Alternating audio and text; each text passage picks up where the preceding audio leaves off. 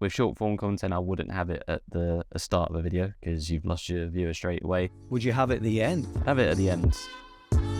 What's up, guys? Rich here. Thanks for tuning in to the 2610 podcast, where me and the boys talk about how you can use content the right way to grow and scale your business. If you find this episode useful, then please share with a fellow entrepreneur, marketer, founder, or anyone else who might also get some value from it, and let's all grow together. With that said, let's jump straight into it. Right, so we know that people are spending an insane amount of time online watching videos, and in actual fact, little stat here to back up my claim, internet users spend an average of 6 hours and 48 minutes per week watching videos online. Now, this is probably increased since this number was taken in 2019, and it's probably well above that, I would imagine, from people below the age of, say, 35, right? Like, in below the age of 20, it's even probably higher.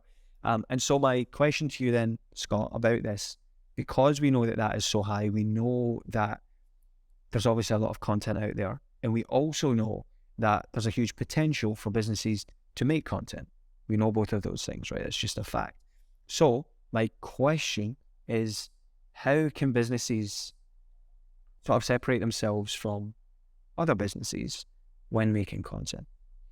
Just want to go back to the consuming hours part. I definitely do more than that a week. So yeah, that doesn't really surprise me. That's insane. In terms of your question, I think that you've got to stand out on your own. You've really got to get yourself out there. I think you just need to put a lot more into like videos to create that like standout thing. We do a lot of like editing, and the way to do this is by adding certain things like music. Like I love to do like zoom ins and zoom outs to create effects in that terms of things. Yeah, you need to add a lot more to the videos to stand out, rather than just, for example, making a video, doing auto captions and uploading it. I think you just need to create a standout for yourself. Yeah, because we're seeing a lot of that now, aren't we? Like, captions is a huge thing. Like, we get so many requests so many times, you know, like people coming, like I've had, honestly, like I could count, I've lost count how many times people have came to me and be like, hey, can you make our videos? Show what you want. Oh, we just need these captions. I'm like, bro, there's an app for that. You know, like once they say the budget and stuff, I'm like, you know, there's an app. Like, you can use CapCut. You can use, like, there's so many things that you can just go put it, run it through. You don't need any, like, but my advice to you as a business, like, do a little bit more than that, because really and truly so many people are doing that, and we're seeing a huge uptake in requests for that as well. It's sort of like where the trend is right now. Whether that continues, who knows? It's very easy just to add captions to a video, and this is controversial. It's quite controversial. Yeah, I want to use the right word here, but I'm just going to go with it. It's quite lazy just to add captions sometimes. Yeah. I feel like you can download apps. I don't think that's controversial. Yeah, no, I just feel like you can easily have like a business or a brand be like, well, I've not got time to edit a video. Well, you don't need time. You can just hire us and we'll edit for you. Yeah, which is completely understandable. And, you know, it is something to consider. I think budget's a big thing as well, though. Like you're saying, or just hire us or just hire someone else. And there's tons of great editors out there. And I think that is a big thing. Like, people don't know necessarily if it's going to work. And so they're very... Yeah, I can understand that. I guess, like, on the fence and like a little bit guarded when you're like, right, it's going to cost you this much a month, whatever. That's what I mean by controversial. Like, I feel like a business hearing this would be like, well, I'm not lazy. I want to be careful with my budget, which is fine. But going back to what I originally said, like, stand out from the competition. Like, put that budget into the energy of your video. Make it match. Like, create something that's going to stand out and people come to you rather than your competitor. Yeah, and I'll say two things in this point here. Number one is that you've mentioned editing, and I agree with you. I think the editing, you know, it's a really integral way of like building that content up to make it better, to improving it, to help you stand out from your competitors. But I also think as well, like, if, you know, budget is a problem and stuff like that, and time's a problem, then think about the content that you're creating and just make more, like you say, they are like controversial. Like make more controversial shit, make more stuff that is like on the line, or make more like make the use of storytelling and really like, you know, add different like facets, I guess, like talk about different stuff that maybe not anyone else is talking about, what you deem as like maybe gaps in the marketplace or whatever. Yeah, that would be like my advice there. But I think just to go back to it, just one step, I think lazy, I don't think it's controversial to say lazy, just like adding captions and stuff. With that said though, I think it's a quick win. I would never put anyone off of it. It's better than having no content, right? True. Yeah, I think it, I think it is, like with captions and stuff, for me, I think that was the better way to put it. It's like a quick win. It's like, budget's tight, time is of the essence. Run it through like CapCut, for example, get some easy basic captions and then upload it. Content's there, I guess. Yeah, for sure. And I think as well, like if you know, we say this all the time, but I think, you know, if it's a real problem like budget and time and stuff like that, then just maybe consider running an ad, because, you know, organic content and like making content consistently, we spoke about it so many times, it's not going to just be an overnight win. You're not just going to have success straight away. It's going to take time and real dedication from your part, both financially and from a time standpoint too. And you've got to be willing to commit to that. But yeah, if there's anyone listening out there right now that is that's sounding like remember that movie years ago, Will Smith, I Am Legend. I Am Legend. Yeah, exactly what you were saying. There's anyone out there listening right now? But if there's anyone listening right now to this that is a business, if there's anyone out there, then just consider like, the things that you could do to like level up your skills. Like, you know, you go on YouTube now, get pretty good advice quite quickly. You can learn editing and stuff like that. And put the time in. But like you say, Scott, I think hiring people that know what they're doing, at least that time and energy and money that you put into it is actually going to pay off if you get the right people. If you know, sometimes people think, oh, I'm paying for this, but really and truly, like, not to try and sell ourselves here, but if you paid the right people, you are going to get results because you know what they're doing. But yeah, like, I guess short form is the biggest thing here, and we've spoke about it, I guess, briefly right now, but just to give you another quick little stat, 66% of people find short form videos the most engaging type of content on social media. That's over like long form content, and it's over pictures and audio as well, obviously. So I guess then you would be, what would you say to someone that is they've looked at that and they've gone, right, well, I think I should invest my time into making short form videos, but how can I make that creative? Like specifically with editing. How can I make that better?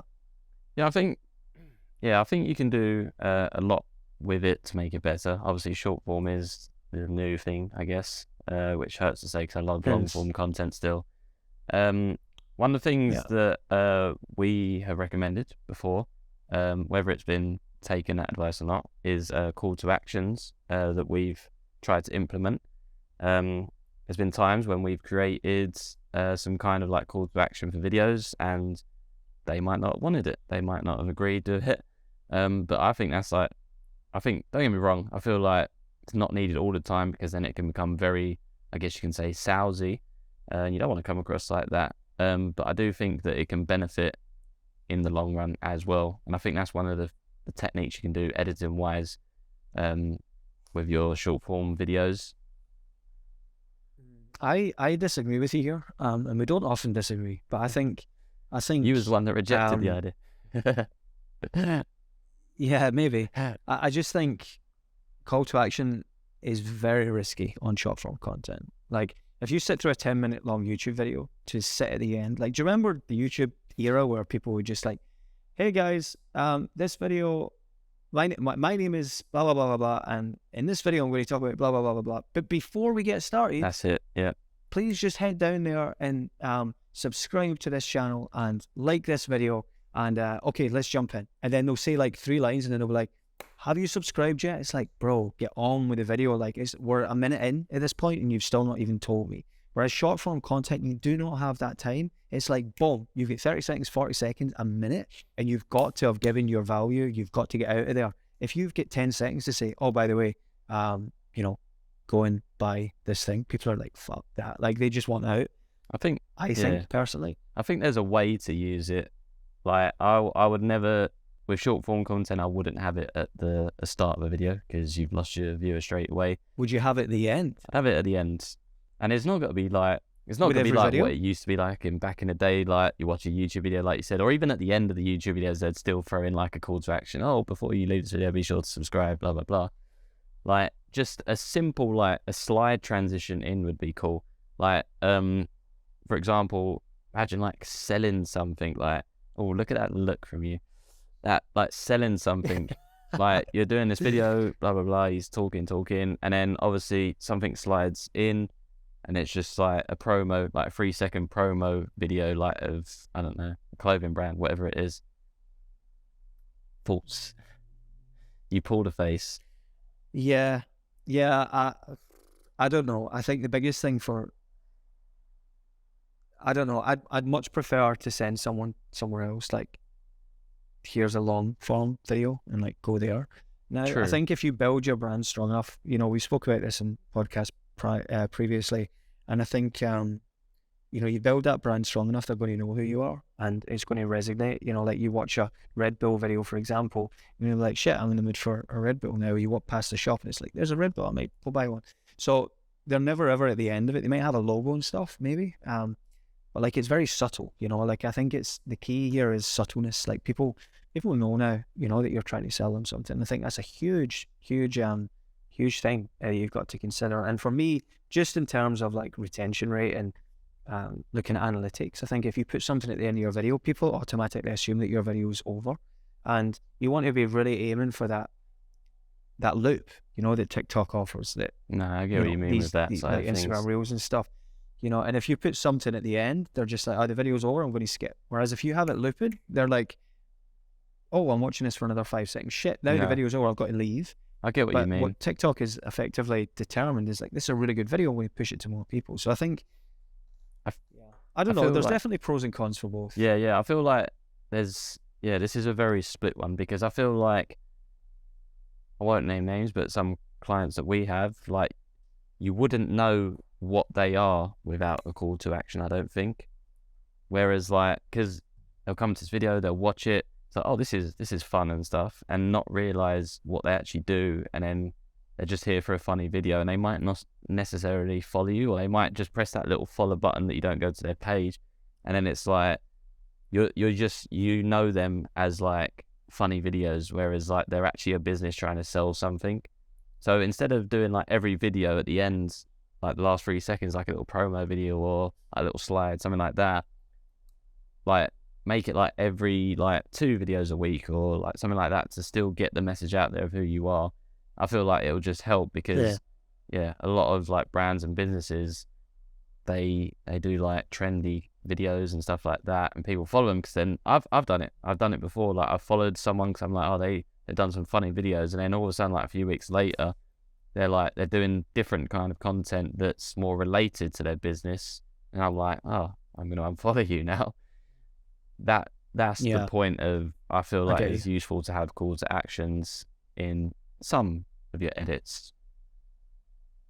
Yeah, but I think just to step away from this, I think we'll agree to disagree, but I think people look at short form content, and I think you can still be creative with your editing. I think what we've seen, long form content, the way that went, and of course it was way more mature in terms of timeline. Like, recent years, we're looking at YouTube. How long have people been making YouTube videos? Years, right? Whereas TikTok's still very new. Like, there's only been like a year or so since people stopped dancing on TikTok, and they're still dancing. My point is, like, people using that platform as something different, and it's still got a long way to go. But I think that is the way in which you're going to really separate yourself from the rest of the crowd, is by being creative. Take your short form video and really treat it like that long form video on YouTube, for example, and be really creative, and introduce music, introduce sound effects, introduce all these things to make it really like way more engaging. Just because it's a short form video doesn't mean that you should be restricted and just add captions just because everyone else is doing it. Think about in 5 years' time where the content's going to be. It's not going to it's not going to stop it just that, right? It's just going to level up just the same way as YouTube did. So trying to get ahead right now is the important factor here, I think. Yeah, I agree.